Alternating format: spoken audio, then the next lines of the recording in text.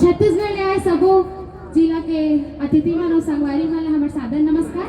आप मन के सामने हमन एक लोकप्रिय भोजली गीत प्रस्तुत करे जात हन। बोल भोजली दाई की जय। भई से के रिंगमा धरस परी जई है भोजली के रिंगमा नरमना बोही जई है अखरामा कर चाऊ गढ़ोला दूधे खड़े कौशिया